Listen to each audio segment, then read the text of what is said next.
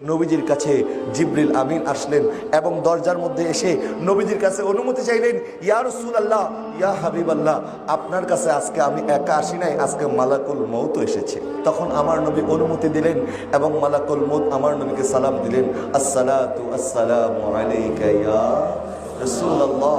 মালাকুল মউত বলছে, হুজুর, এই জীবনের প্রথম আমি কাউকে সালাম দিলাম। বলে, কত নবী রাসূলের রূহ কবজ করেছি কিন্তু কাউকে কোনোদিন সালাম দেই নাই। হুজুর, আপনি প্রথম যাকে আমি সালাম দিয়েছি, কারণ আমার আল্লাহ আমাকে পাঠানোর আগে বলে দিয়েছেন, মালাকুল মউত তুমি আমার নবীর কাছে যখন যাবা বিনা অনুমতিতে যাবা না, আগে নবীর দরবারে যাওয়ার পরে নবীর কদমে হাজির দিয়ে অনুমতি চাইবা। আমার নবী যদি অনুমতি দেয় এরপরে প্রবেশ করবা এবং প্রথমে আমার নবীকে দেখলে সালাম দিবা, এরপরে আমার পক্ষ থেকে বলবা উনি যদি চান তখন তুমি রূহটা কবজ করবা, আর যদি উনি না চান তাহলে ওনার রূহ কবজ করা দরকার নাই।